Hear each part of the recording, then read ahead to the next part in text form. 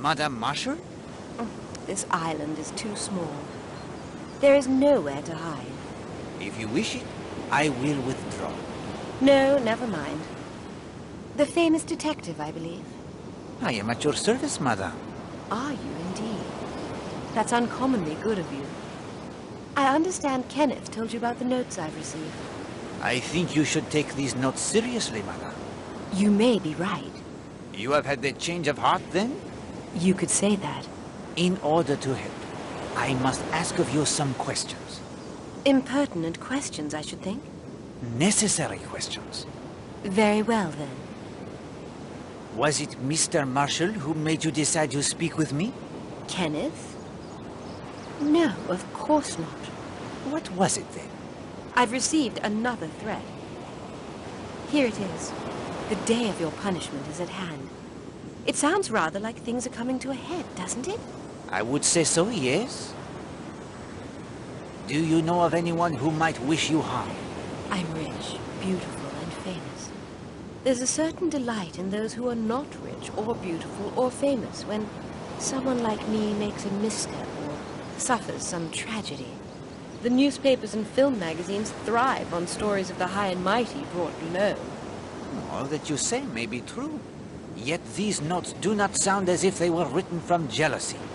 The underlying emotion feels to me different. Hatred? Exact. It's no secret I get on with men, Monsieur Poirot. I like men. Men like me. Not so the women. If I were to suspect anyone, it would be a woman who believed I had wronged her in some way. A name would be helpful. Possibly. But that is all I'm going to say. Has anyone here on the island aroused your suspicions? No, not a soul. This surprises me. I thought actors were keen observers of the human nature. Do not confuse lack of observation with lack of interest, Monsieur Poirot. Is there nothing you can tell me that would assist me in helping you? Tell me this. Are you certain the notes mean my life is in danger? No, madame, I am not. Oh, come now, Poirot. Isn't it obvious? No, Hastings. Nothing is obvious. I agree with you. Good day.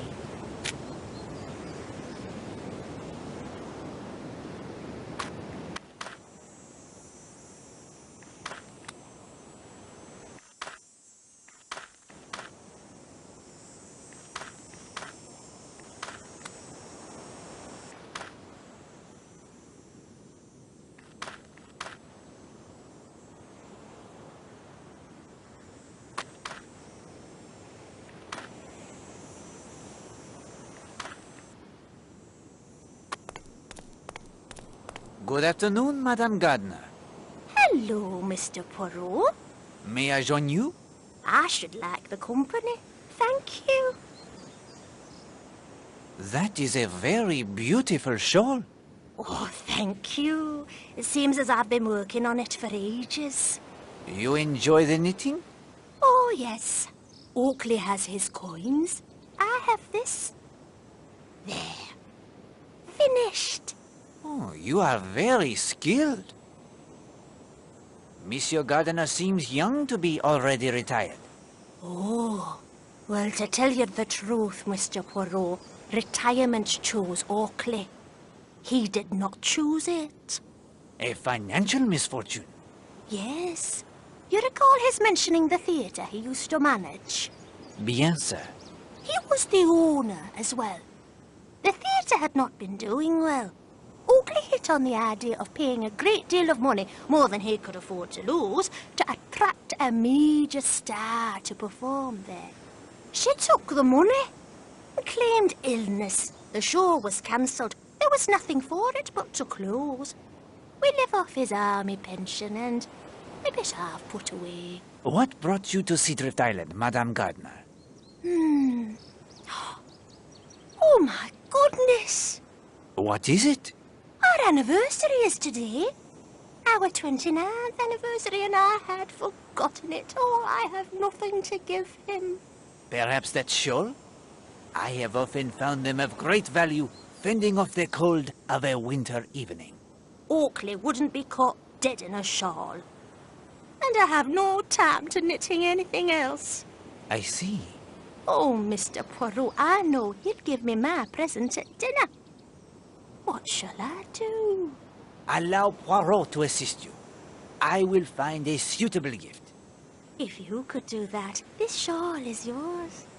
I'd better get back to the hotel. I want to be ready for dinner. Poirot, there is too much going on to bother ourselves with this. Au contraire, my friend. It does not hurt to help others in need. And that is a shawl I would prize.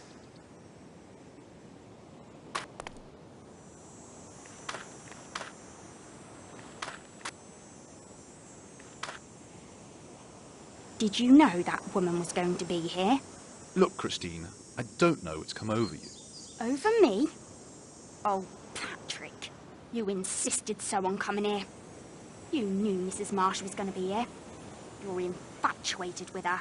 For God's sake, Christine, don't make a fool of yourself. We've been so happy. We are happy. But we shan't go on being happy if I can't even speak to another woman without you kicking up a row. You're in love with her. Don't be ridiculous. Come on, let's go back to the hotel.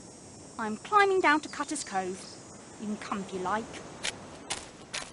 This isn't good. No, my friend. Yet there is nothing we can do. Events will take their course.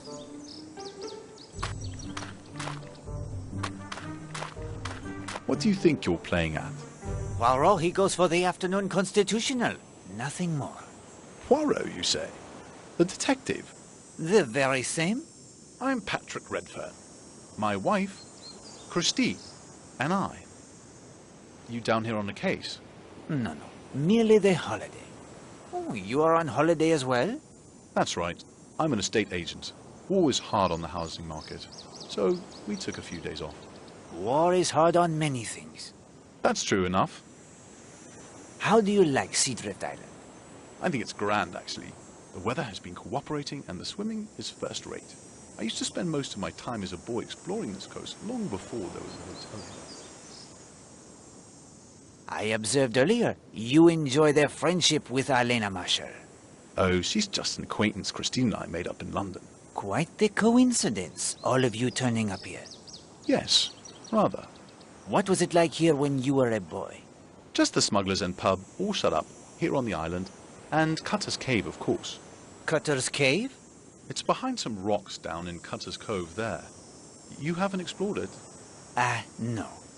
The ladder? It is safe? The metal one sounds enough. You can also row around from the bathing beach if you like. And Mrs. Redfern, does she share your enthusiasm? Yes, she's enjoying her sketching immensely. She's quite good at it too. If you'll excuse me, Mr. Poirot, I'm going to wait on the deck for my wife.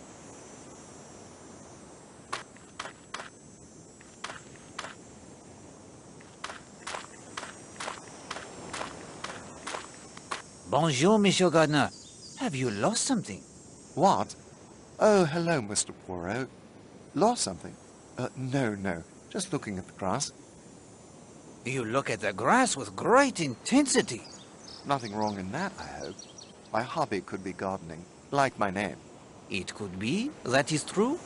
But you have already told me your hobby is collecting rare coins. I did I? Well, it's true. A wonderful view from this spot. Yes, I'm told Tom Cutter spent long hours up here, watching the sea for ships that might run aground. What brings you and the charming Mrs. Gardner to Seadrift Island? Whim, I think. I don't quite recollect. No, that's not it. Oh, my God. What is it? Why did we come here? We came here... Good God, man. Today is our anniversary. August 24th. 29th anniversary, and I've completely forgotten. What am I going to do? I try to sneak into time, she'll know. She'll know I forgot. Do not concern yourself, my friend. I, Hercule Poirot, will undertake this mission for you, and Mrs. Gardner will be none the wiser. That's very decent of you, Mr. Poirot. What can I do in return? Just repaying you doesn't seem enough. Huh? Possibly tell me the truth about why you came to Seadrift Island. I expect you've already guessed, but if you can find Carrie a present, I'll be happy to share all I know. Eh bien, no time must be lost. What shall I purchase for her? Why, I don't know. Use your own discretion. No frilly undergarments, though. That wouldn't do. I need to alert the cook. We'll want a little cake and champagne.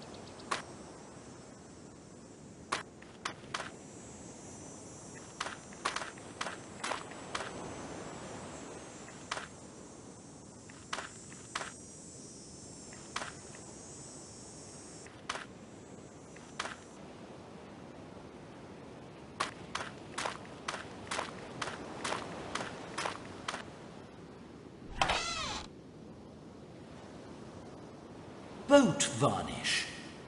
Poirot, open the lid. If I get any of this boat varnish on my clothes, you will pay the cleaning bills? Alas, it is stuck fast. I cannot open it. I will take the float, Hastings, but do not expect Poirot to paddle around the sea on it.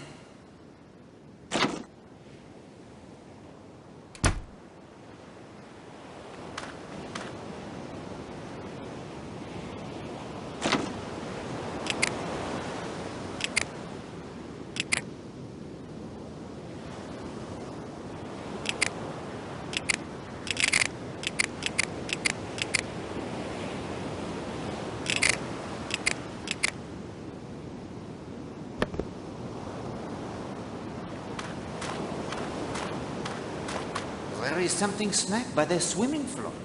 I wonder what it could be. Lifering buoy by the look of it.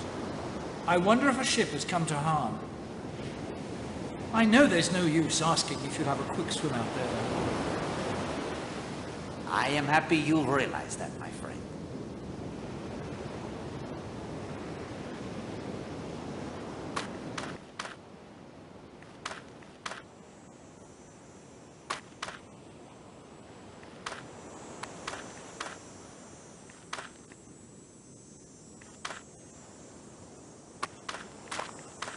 Monsieur Redfern, Poirot is not a swimmer like you.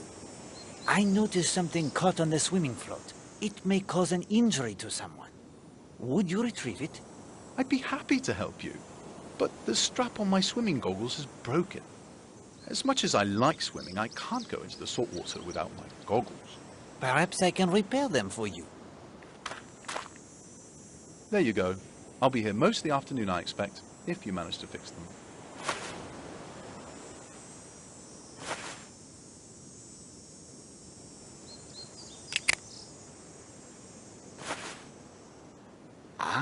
Almost there.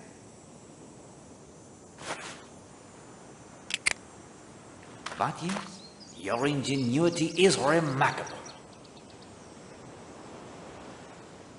Yes? Mr. Poirot, you fixed my goggles. That's part of the strap from a suitcase, isn't it? How clever. Let's see what has been snagged on the swimming float. Beastly hot. I'll enjoy the dip.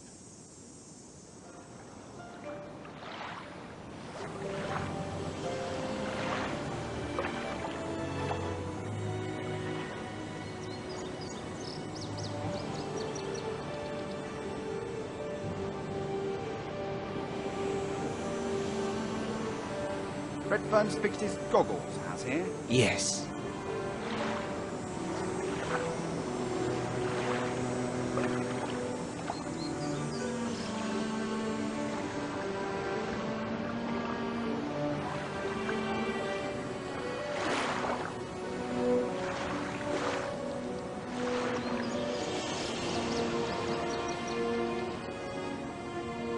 Here you are, Mr. Poirot.